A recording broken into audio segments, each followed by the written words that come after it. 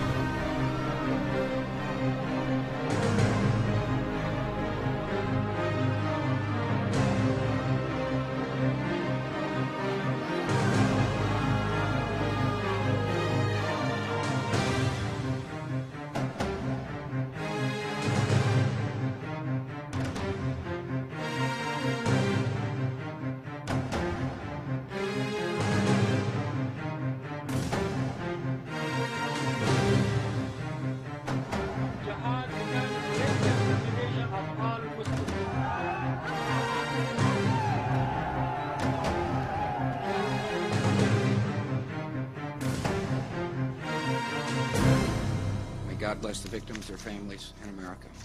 Thank you very much.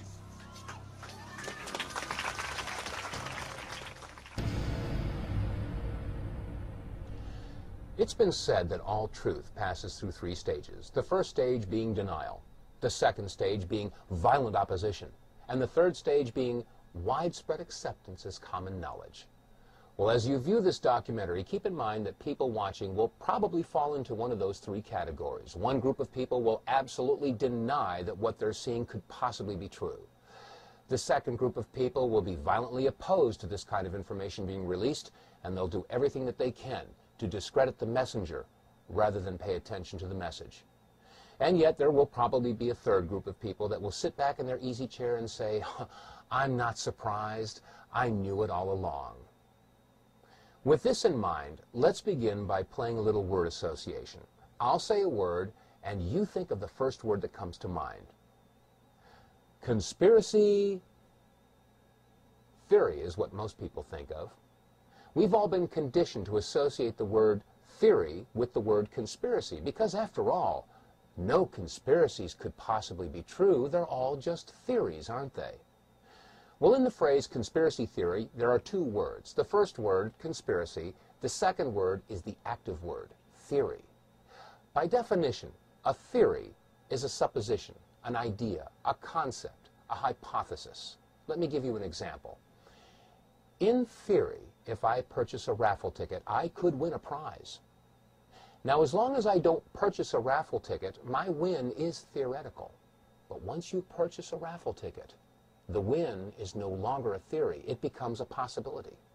And the more raffle tickets you purchase, the more possible and eventually probable the win becomes. Such is the case with a conspiracy theory. As long as there is no evidence, it is a conspiracy theory. But once you have a piece of evidence, no matter how flimsy or circumstantial it may be, it becomes a possibility. And the more evidence that is gathered, the more possible and eventually probable the conspiracy is. You'll be looking at evidence in this documentary, and it will be up to you to decide if this is a conspiracy theory or indeed a conspiracy. Let us never tolerate outrageous conspiracy theories concerning the attacks of September the 11th, malicious lies that attempt to shift the blame away from the terrorists themselves, away from the guilty. On September 11th, 2001, 4 events occurred within an hour and 15 minutes of one another. The first event occurred at 8:45 Eastern Standard Time when American Airlines Flight 11 hit the North Tower of the World Trade Center. And then 18 minutes later, at 9:03 Eastern Time, United Airlines Flight 175 slammed into the South Tower of the World Trade Center. And then at 9:43, it was reported that American Airlines Flight 77 had hit the Pentagon. And then finally, at 10 o'clock Eastern Time, United Airlines Flight 93 crashed in Shanksville, Pennsylvania. Now, unless this is one incredible coincidence, is it not safe to assume that all four of these events are inescapably married to one another? And is it not also safe to assume that if you find one person involved or a party involved with one of these events, they're probably involved in all of them? Well, following this train of thought, since there was no credible claim of responsibility, is it not safe to assume that those involved or those parties involved or agencies or groups that were involved in the events of 9/11 would do anything that they can to obfuscate, distract, or distort, or cover up any information that might lead to their discovery? And if that's true, is it not also safe to assume that if you find somebody, a group, an agency, a party that is involved in the obfuscation, distraction, distortion, or cover-up of any information involved in any of the events of 9/11, does it not indicate possible involvement and even guilt in the events of 9/11? Keep this in mind as we look at the video evidence of September 11th.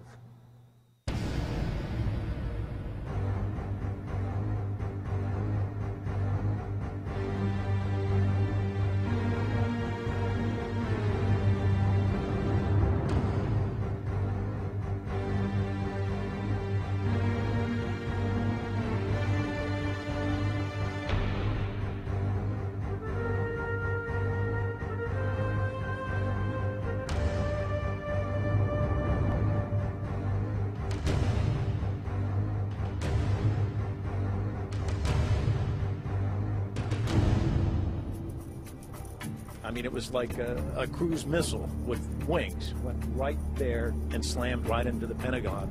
Huge explosion, a great ball of fire, smoke started billowing out.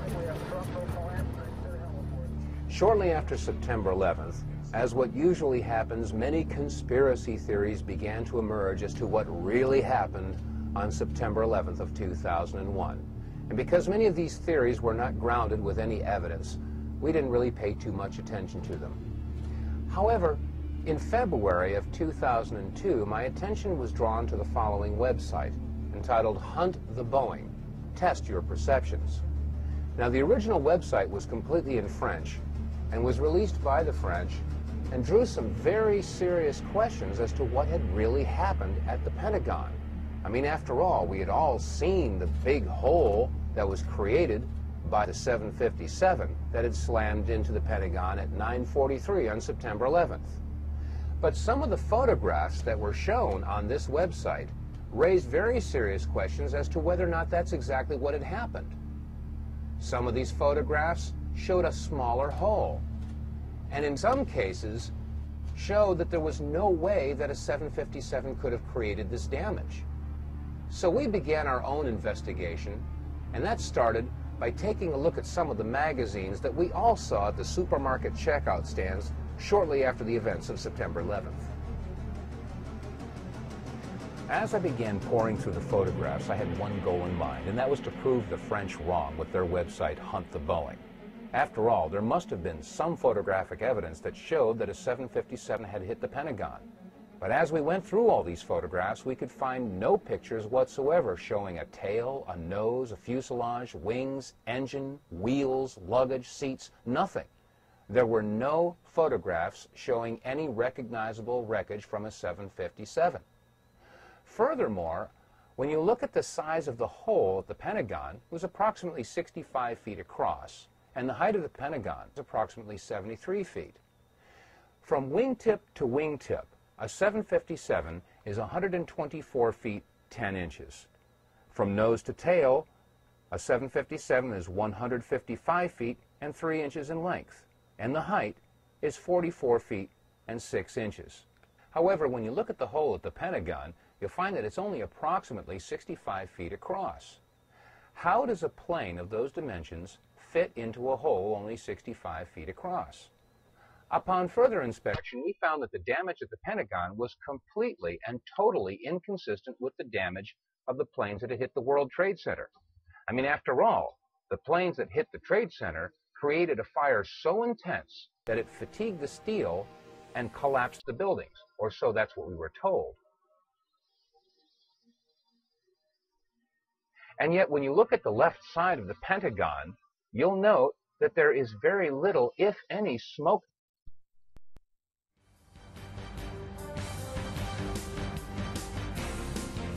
This is the UFO News with Joshua Poet. All right, Dirk, thank you very much. This is the UFO News for today. Let's get to our first story here. UFO emerges from Celtic Sea. A video posted to YouTube on Thursday claims to have caught a UFO rising from the Celtic Sea off the coast of Newquay, England. The object is a bright orange and circular, but it's not the sun. The sky is pitch black, making it difficult to pin down exactly what kind of unidentified flying object this is, but it's definitely unique. The witness who made the video can be heard on the tape, excitedly wondering what it is that he is looking at. Alright, where's this? This is the video here. Let's check this out. Check it out, check it out. Alright, this is a video rising from the sea.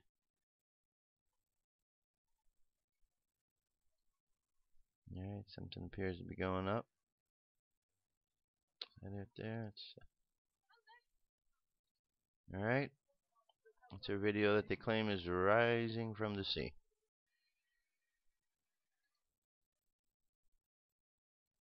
Alright, we keep moving along and something's going up. It's interesting though how this edge continues to stay with this line across it.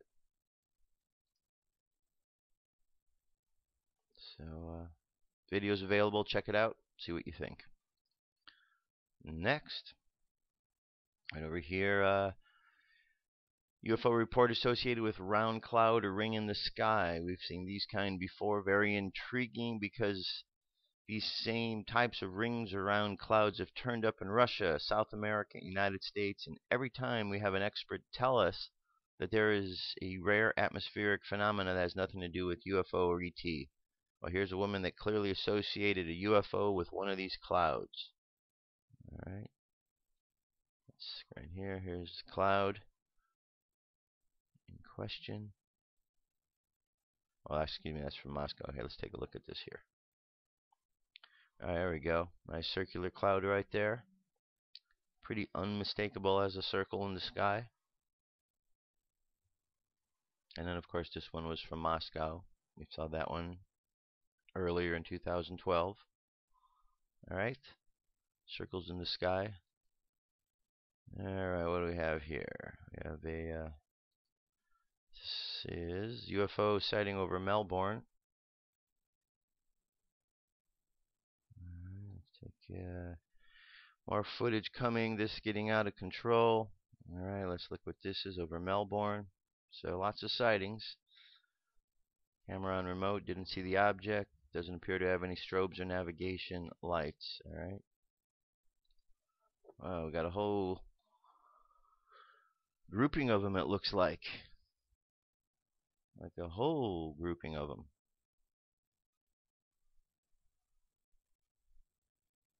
Okay, let's take a look at this again. Alright, what the heck is that? Look at that. Well, that's a pretty good sized object making its way through there.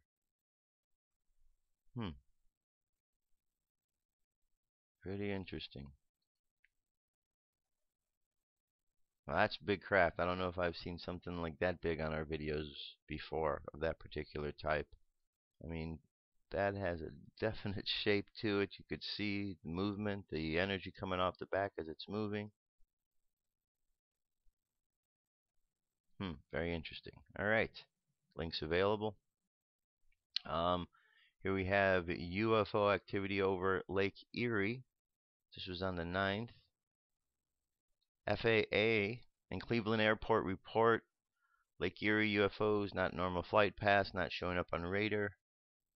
MSNBC contacted the FAA and all the local Cleveland airports who said that these objects are not normal in the path. All right, let's see what we have over Lake Erie. Now this is a long video, 8 minutes. Certainly not going to play the whole thing. I'll play part of it for you here. All right, we got some lights here. Apparently our lights in question. That's pretty fast movement right there. Alright. Video's available. Check it out. See what you think. And our last for today is UFO over Brisbane, Australia. Article. Item in question. I witnessed as I was just hanging out washing when I noticed something shining in the sky. It just hovered there, so I ran and grabbed my camera. When I started to film it, it started to hide behind a tree, so I ran. Okay. Alright, there we go. Got it right back up. Where are we at here? It's right behind this branch here. It's hard to see. Yes, there it is. Alright. Looks like we got two of them. One here, and there's another one right up there, right at the very top. Alright. So over Australia. So, again, UFO sightings everywhere. Isn't it amazing that every day there is a group of sightings that can be reported? And these are just some of them. I mean, there are so many locations out there to go and chart the daily sightings. It's pretty amazing. Pretty amazing. So something's going on. We don't need the government to tell us anything's going on. We just need to use our own eyes and our common sense, the sense of discernment that God gave each and every one. If you use that, then it doesn't really matter what anyone in the government says to you, because most of the time people in the governments aren't necessarily understanding and encouraging people to actually listen to God. Therefore, the things of God and the things that come with the territory of God aren't really within the government's expertise, so to speak. All right, so anyway, moving right along here. Let me jump away to a song. I'll be right back. Stay tuned. What if our government was responsible for some of the greatest crimes against this nation? Would you really want to know? These are big questions, but these questions deserve answers. It's time to demand the truth. People should not be afraid of their governments. Governments should be afraid of them. 9/11 was an inside job. Kennedy was killed by the CIA. Jimmy Carter saw UFO. Answers to secrets you need to know. So wake up, wake up, wake up, wake up. Wake up, wake up, wake up. Wake up, wake up, wake up.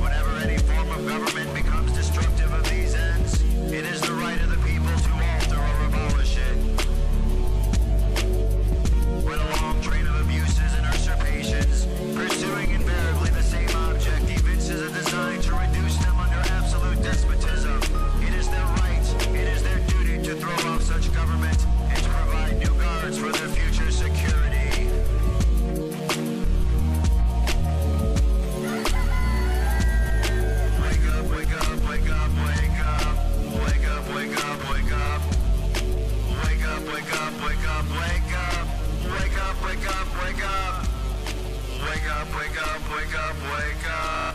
Wake up, wake up, wake up. Wake up, wake up, wake up, wake up. Wake up, wake up, wake up. Patriots arise.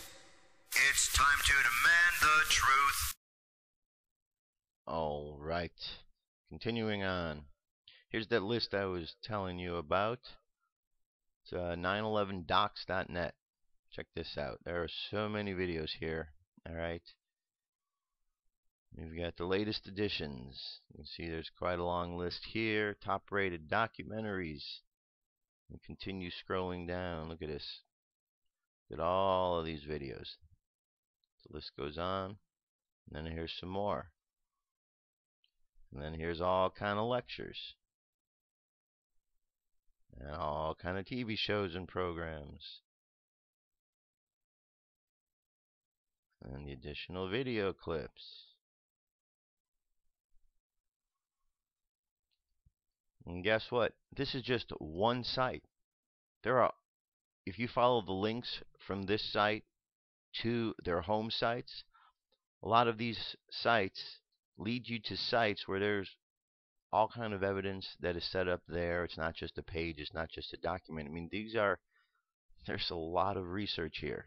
So for anybody to foolishly say there's no information available, well, they're just being foolish, and they're just repeating what was told to them to repeat.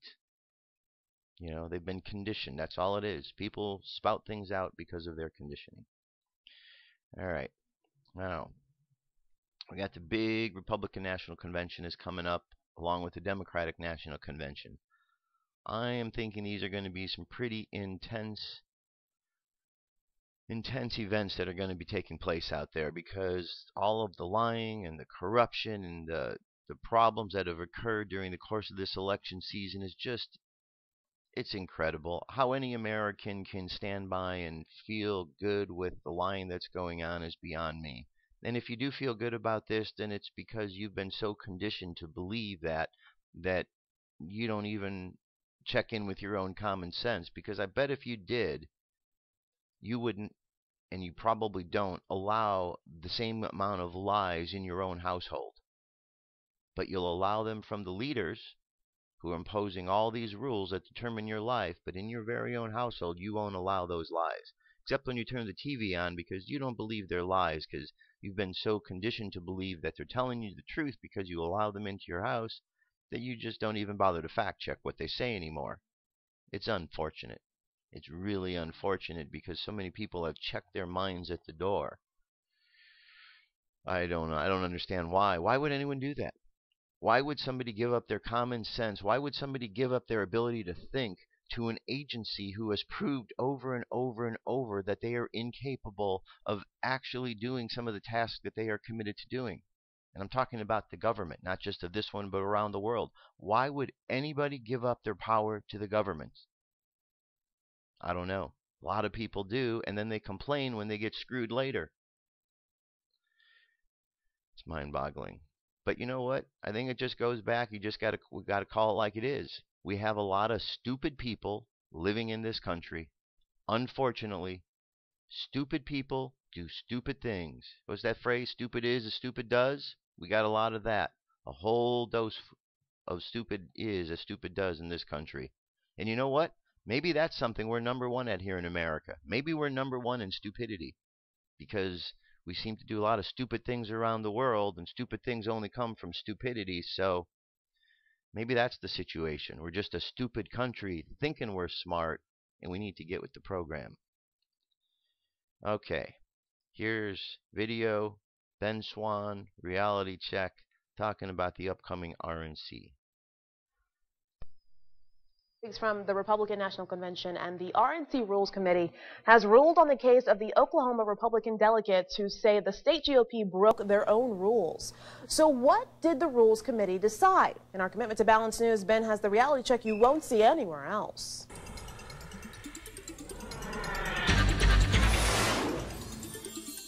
The case the RNC Rules Committee heard was very simple. Back on May 12th, when the Republican Party of Oklahoma held its state convention, there were all kinds of problems. But the biggest problem came at the end of the night. That's when state delegates were supposed to elect national delegates to go to the Republican National Convention.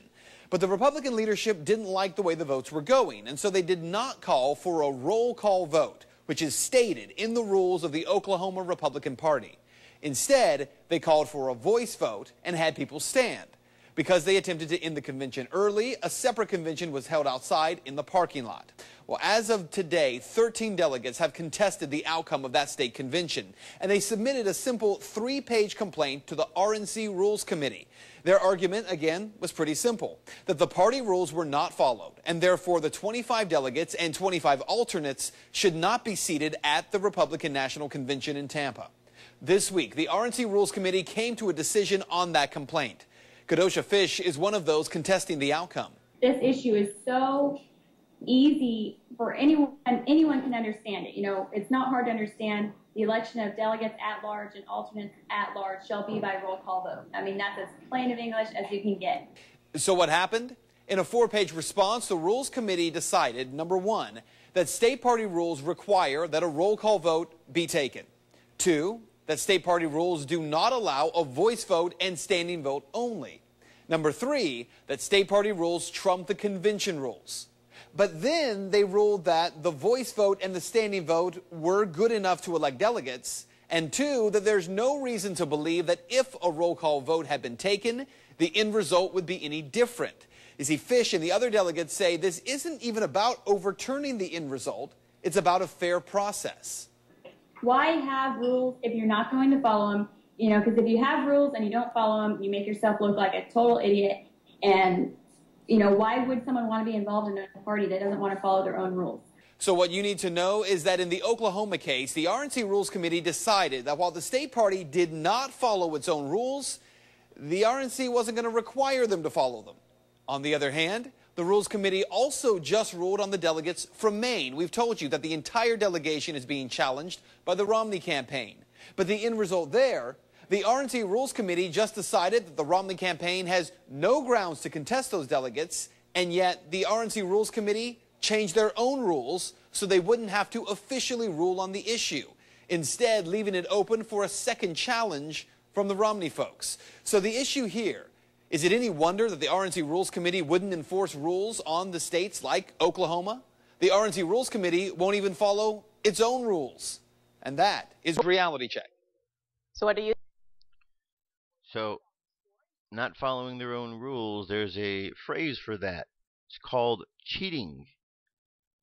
The GOP, the RNC, they are so screwed because the people are going to step up and they are going to completely squash whatever there's corruption in this government. Mark my words, the government is going down because the people are stepping up, because the government is not the people anymore. The government used to be the people.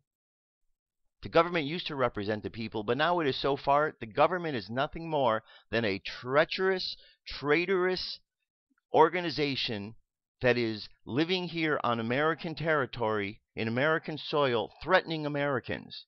Well, our government is so out of control that America needs to step up.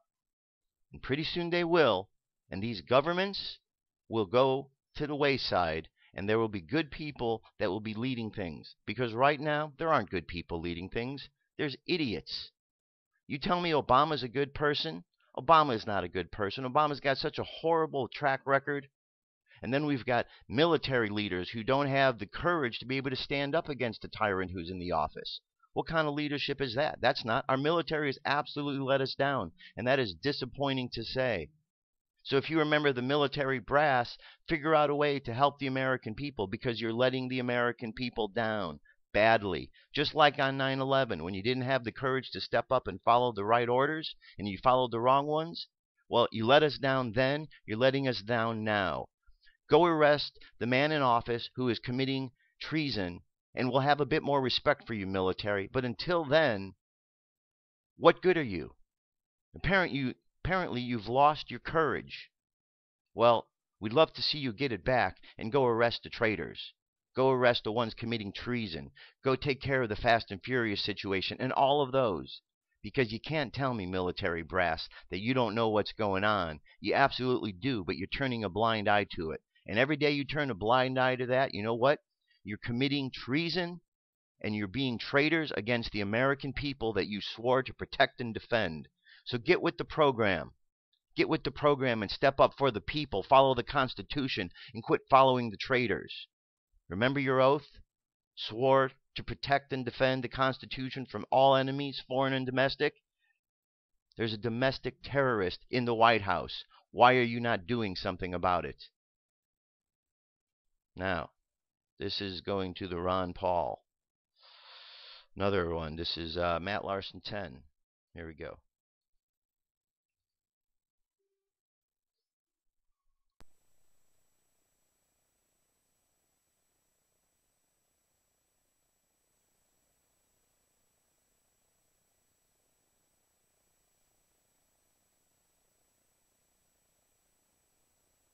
Because they're saying that they didn't.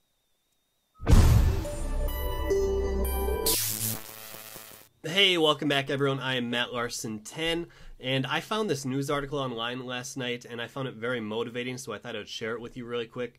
It's about how we all remember how Maine's delegates are being challenged by the GOP/Romney because they're saying that they didn't fit some credentials, blah, blah, blah. We cheated, they cheated, who knows? It's just the GOP trying to unseat our fairly elected delegates because they know that we are going to carry the majority of them down there. But anyway, Paul Lepage is the one Ron Paul delegate that is not being challenged to go down to the RNC and be a delegate and vote, select their nominee, stuff like that. And Paul Lepage is the governor of Maine. So I understand why he's probably not getting challenged. He probably understands the legal system pretty well, and he has some lawyers that would sue Romney asses if they did this. So Paul Lepage, the one person not being contested, said he will boycott the RNC. He is standing in solidarity with these delegates. And Paul Lepage, I give you thumbs up, high five, salute, whatever you like, man. That's awesome. That's great to show that you actually stand with the delegates that were fairly elected and not abandon them, and then just go and take part in the RNC. I'm glad to see that there are some politicians that still have a backbone and stand by their constituents. So I'm going to post the whole article down below. Definitely check it out. It's a great read. The comments down below are even better that some of the people that have read it, so definitely check it out. Now, I ask that you guys thumbs up this video, share it with friends and family. If you're new to my videos, make sure you click that subscribe button so you stay up to date on all of the current Ron Paul news. As always, I'm Matt Larson 10. Go Ron Paul. Peace. All right, yes, it is always nice when a politician does have a bit of a backbone and stands up. It's unfortunate we don't see it so often. We really don't. It's too bad. All right, here we go. Mr. Shuck and Jive. That's right, I'm talking about Obama. Injunction motion against DNC filed with the Ninth Circuit. It's from the Liberty Legal Foundation. Today, Liberty Legal Foundation filed our motion for the preliminary injunction against the DNC with the Ninth Circuit Court of Appeals. If the Ninth Circuit grants our motion, it will issue a court order preventing the DNC from certifying Obama as the Democratic presidential candidate. You may remember that the states will not place candidates' names on the ballots unless and until they receive a document from the political parties identifying their candidate. So the national political parties sent notifications to all 50 states identifying the party's candidate for president. These notifications come from the DNC and the RNC immediately after the party's conventions. Until 2008, each one of these notifications included a statement from the parties that certifies that the candidate is constitutionally eligible to hold the office of president. In 2008, for the first time this practice began, the DNC sent out 49 notifications that did not include a certification of that candidate. Obama was constitutionally qualified to hold the office of president. No explanation was offered because its laws required the eligibility statement. Hawaii received a notice that included the eligibility statement. The other 49 states which received notifications without the eligibility statement all accepted them and placed Obama's name on their ballots. Perhaps they were relying on the fact that the DNC's bylaws state that they are not allowed to support a candidate that is not constitutionally qualified to hold office. In other words, what this means is the DNC are in on the fix. They knew. So they knew, because they had to vet Obama. They had to know when they sent this in that he was qualified. And they sent it out. So either they knew that he was unqualified and sent it out, or didn't bother to check. Either way, they are guilty of treason against the American people for not following the procedure. The Democratic Party. Now, when you have a whole party that is corrupt, on one side, the Democratic Party, and then you get the other side, the party, the Republican Party is corrupt, what are the people supposed to do? You've got corruption on the right and corruption on the left. And all the idiots on the television tell you is you got to go to the right or to the left. You got to pick the lesser of two evils between this corrupt person or that corrupt. Really? No, I don't think so. There's a better way to do things. It's called using our common sense, our sense of discernment, and turning off the idiots that are on the television telling you the right and the left's the only way to go. It's not. We need to dissolve the right and the left because the right and left are lies. They're getting people bouncing back and forth. So if you're back and you're bouncing back and forth like a ping pong ball, it's because you've been conditioned to bounce back and forth like a ping pong ball. Get yourself out of that loop. And when you get out of the loop, guess what? You will be able to see things much clearer. Because right now, big problem in this country. Military's not stepping up. Judicial systems aren't stepping up. Congress isn't stepping up. The administration's stepping up. Who is stepping up for the people? Nobody. Guess who needs to stand up for the people? That's right. The people need to stand up in great numbers. We need to stand up and we need to speak louder than ever before because now is the time. Now is the time. So if you've been sitting, if you know others have been sitting, it's time to stand up. Time to do our part. We are in the window of time where if we don't, we're going to be sorry that we didn't say anything. So now is the time to say something. Somewhere along the way, some of our words are going to get through.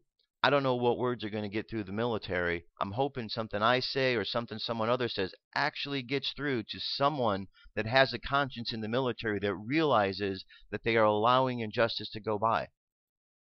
Hopefully someday some words will get through to some of these justices in the Supreme Court and they will realize that they are being traitors to the American people. Somewhere there has to be someone in Congress that will get it and will understand. So if we keep talking, somewhere along the way, someone will get it. Someone will say the right thing that will hit the right person in the right way. We have to keep talking because if we don't, the idiots in Washington and the idiots in the military and the idiots in the judicial branch and all the other idiots out there that are committing treason against you are going to continue to do it until they've destroyed you and your families and are living out there high in the hog, not caring about anybody else. Now is the time to speak up. All right. Here's an article. This is from the Economic Collapse. Startling evidence that central banks and Wall Street insiders are preparing for something big. If you want to figure out what is going to happen in the financial markets, carefully watch what the insiders are doing.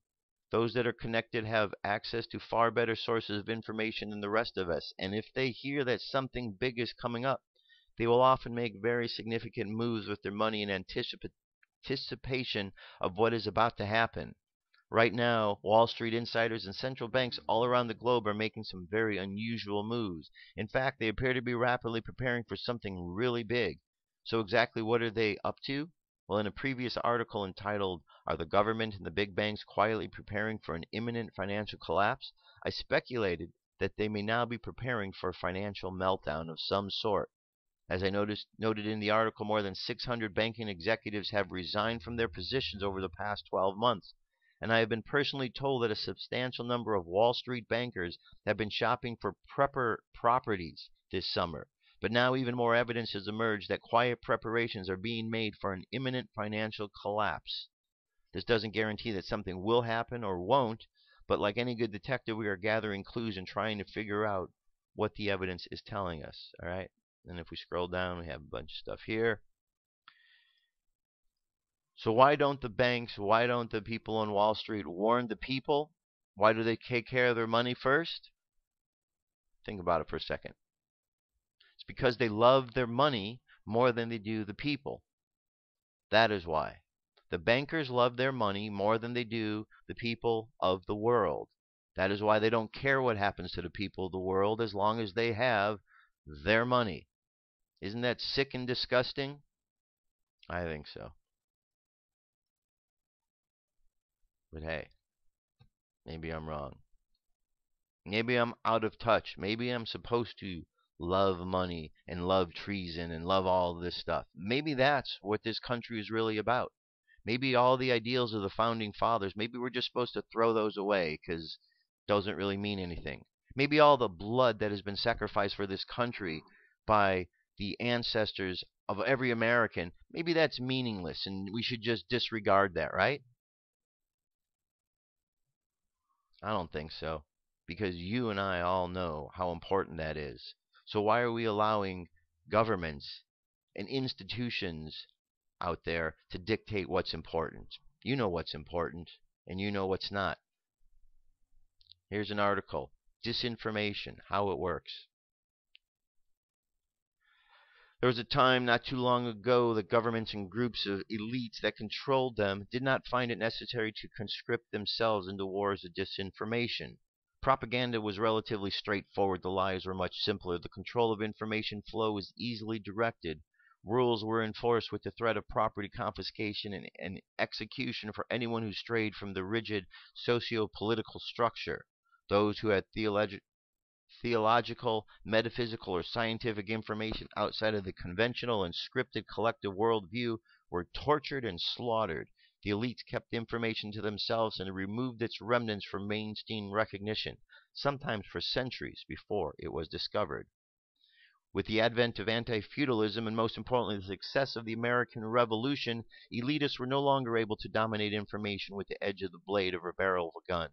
The establishment of republics with their philosophy of open government and rule by the people compelled aristocratic minorities to plot more subtle ways of obstructing the truth and thus maintaining their hold over the world without exposing themselves to retribution from the masses. Thus the complex art of disinformation was born. The technique, the magic of the lie was refined and perfected. The mechanics of the human mind and the human soul became an endless obsession for the establishment. Now, the amount of books out there about propaganda, the studies of the Nazis and how the Nazis have worked with our American government, it's all right before our very eyes. Disinformation. It comes from the mainstream. When you hear someone like Bill O'Reilly or anyone on Fox try to tell you and convince you that Fox is not a mainstream media network, guess what? They are spreading disinformation. And they are hoping that the people will buy into it. And you know why they do that? Because there are people every day that buy into that and believe what they say. So as long as people are willing to believe their lies, as long as people don't have the ability to use their own sense of discernment, then they're going to continue to lie to you and disinform you about what's going on. All right. Now, let's move away from all of that. Let's think of something a little bit more positive, right? To wrap things up. And do you know who Robert Schuller is? Not the junior, but the senior, Robert Schuller. Well, he's a very inspirational speaker. I've found him to be quite inspirational. I've watched him a number of times and read his books. And this here is a piece. It's called Tough Times Never Last, but Tough People Do. There's two parts to this. I'm going to play the first part for you here today. The link's available so you can follow it to the second part. We're going to do this before the meditation because I think he's very inspirational. I think you're going to like this. Here we go. You can become a possibility thinker now if you will only believe in yourself. In the book of Proverbs, chapter 23, verse 7, is a favorite Bible verse of mine. As a person thinks in his heart, so is he. I've tried to summarize that simple Bible verse in a little slogan that I think you can remember. The me I see is the me I will be. The me I see is the me I'll be. How do you see yourself today? How do you rate your self-confidence? How do you see yourself? As valuable or worthless? I saw a cartoon a while back of two bums sitting on a bench. And their toes were coming out of their shoes. Their clothes were tattered. And their hats were disheveled. One bum said to the other bum, "No man is completely worthless. He can always serve as a lousy example." How do you see yourself? Well, there are three major emotional demons that I believe block the burst of faith in life that could cause us to become possibility thinkers. The three emotional demons are inferiority, inadequacy, and incompetence. In all of these three negative emotions, you can find release. And with the release, you'll begin to think it's possible. There's so much negativity in our country today. It's incredible. I've been traveling a bit the past summer, and I know I've been in touch. I mean, people look at the unemployment situation, and they're concerned. And they're right to be. There's a widespread negativity in our country. What's the solution? The solution is not to look at the problem, but to look at the possibilities. Absolutely. And it all starts when you begin to believe that you can do more than you ever imagined yourself doing. I spoke at a convention not long ago where there were 2,000 salespersons. Super successful direct sales operation. And the leader of it is a woman who dropped out of school. And her father was a university graduate and very successful, a top corporate chief. And when his daughter dropped out of high school, he knew this was terrible. So she went through life with a negative self-image. I'm nobody. I can't do anything. I don't have a high school diploma, etc., etc. She, thank God, got tuned into our possibility thinking. And she made a trip to California, and she worshiped in this church. And then she was introduced to a product, a very good product, a product that people need, and a product that has integrity. And she's heard people say, you could become a salesperson. She said, I can't be a salesperson. I'm no salesman. Never have been. Besides, I'm not very smart, I guess. And then she thought, but Shua says, think it is possible, then you can. So she signed up. She got involved. And I spoke to 2,000 of her employees only a few days ago. Super successful. But it all starts right here in your head. And there isn't a person listening to me who doesn't have the freedom to choose. You say, but these are tough times. I want to tell you something. I mentioned it last week, and I want to mention it again today. In fact, what I have done, here is my morning message. If you write in, you can get a copy. And on the back side, I have taken this sentence. Here it is.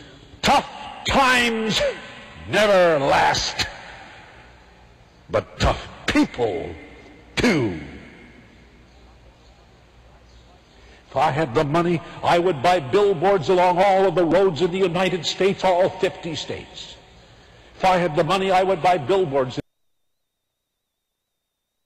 in the unemployed cities of America. And I'd plaster only one sentence. Tough times never last, but tough people too.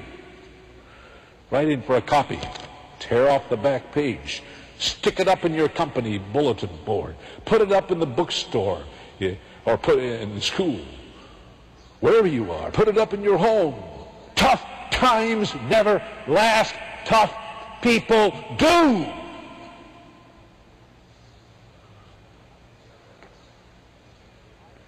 Wow. I have made, I think, 6 trips in the last 20 years to Korea, South Korea. I remember my first trip to Korea. It was right after the war. I have never in my life been in such a bleak, barren, desolate, defeated country.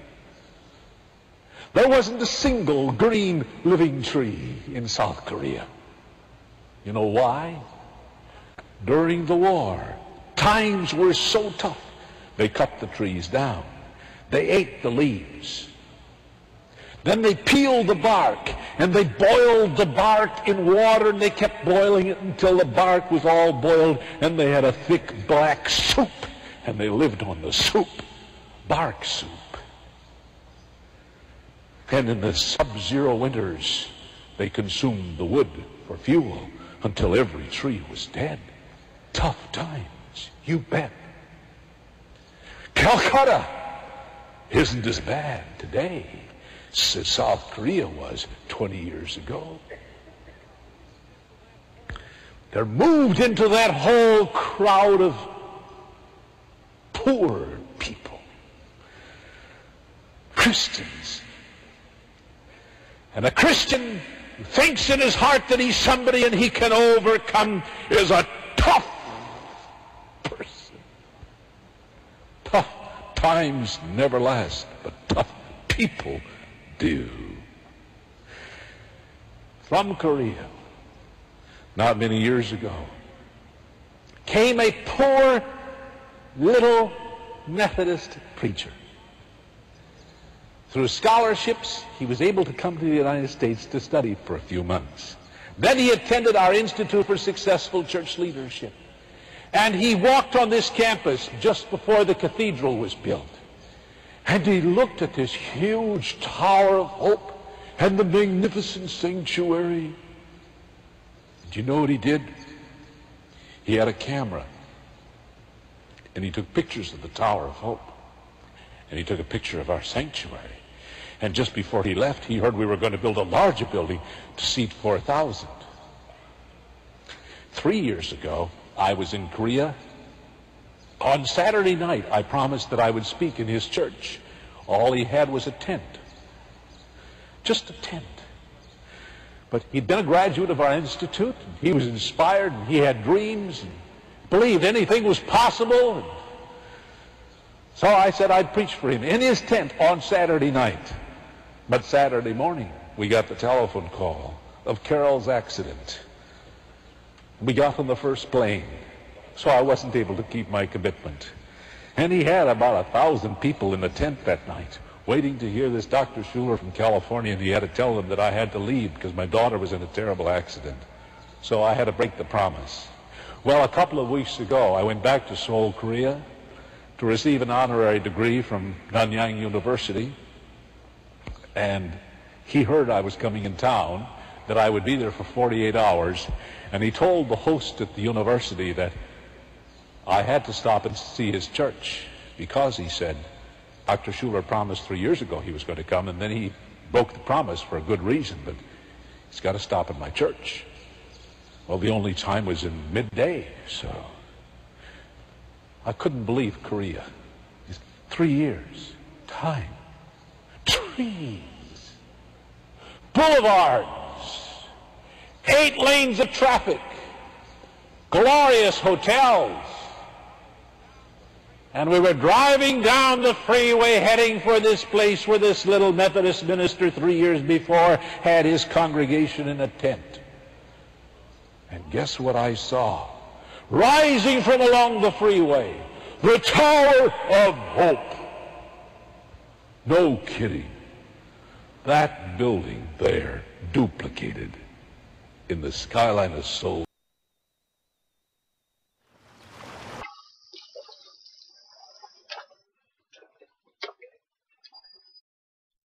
And I think you found that pretty insightful, I'm certain. Alright, so let's jump to our meditation. Close things out. Alright, relax. Close your eyes. Alright, close your eyes and imagine as you have your eyes closed and you're looking into the space in front of you. It's like a chalkboard with messages that are drawn upon the chalkboard, messages you need to know. And you realize that this is how one of the ways that your unconscious mind communicates with you in very clear, direct ways. And you realize that if you just pay attention to what is being written on the board in front of you, you have a very direct, clear communication with your unconscious mind. You realize the only reason you would not have this communication is if you were distracted and didn't realize the connection existed. But now that you do, it's simply a matter of sitting down and just paying attention. And as you tune your ears into the silence, you'll find that the message not only comes on the board written in front of you, but it comes in the wind and whispers in your ear. And the more that you are aware of this connection, the more you're able to hear.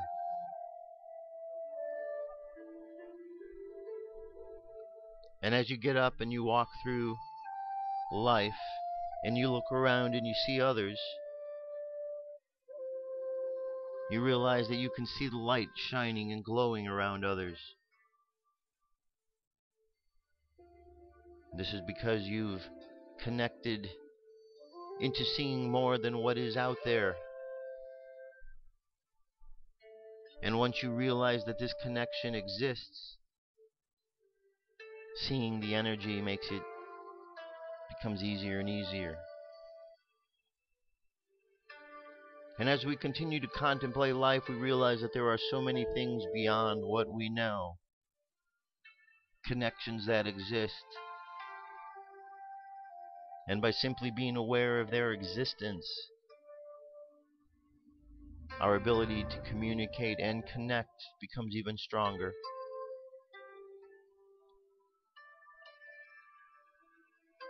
And as we walk along, we recall the words, the Possibility Thinker's Creed. When faced with a mountain, I will not quit. I will climb over. I will tunnel underneath. I will turn that mountain into gold with God's help. And we continue on knowing that no matter what problems are in the world, by understanding the deeper connections that exist in life, we find the ways to overcome all of the problems. For no problem is too big, and no concern too great. It's just a matter of us connecting in with the solution. So as we connect in with the solutions to the problems in life, let's set our mind on that journey over the course of this weekend to connect in with the solutions that are necessary in life. Let's send out positive vibes to everyone. Send out love and light, positivity for everybody to be able to go in and find those solutions. And let's use those solutions to move forward. And with that, we'll bring our energy and attention back to the present moment on the count of 3. 3, coming back to the present moment filled with confidence. 2, coming back to the present moment filled with faith. And 1, coming back to the present moment happy, healthy, and whole. Happy, healthy, and whole. And there you have it, everybody. Thank you for being here again. It's been a great week. Next week's going to be one of those crazy weeks because I'm going to be on the road heading out on this journey. I'm part of the road trip for liberty. I'll be telling you all about it next week. Go out and have a great weekend. Look, I know there's a lot of challenges in the world, but there isn't anything that we cannot rise above. And maybe these challenges are all in place, all in front of us, so we can rise above them. So let's think about it that way. Let's think of the way that we can rise above the challenges, rise above all the problems, and stand in the inheritance that we have all been provided by the great Creator. I'll be back next week. Have an awesome weekend. I'll talk to you soon. Peace. I'm out of here.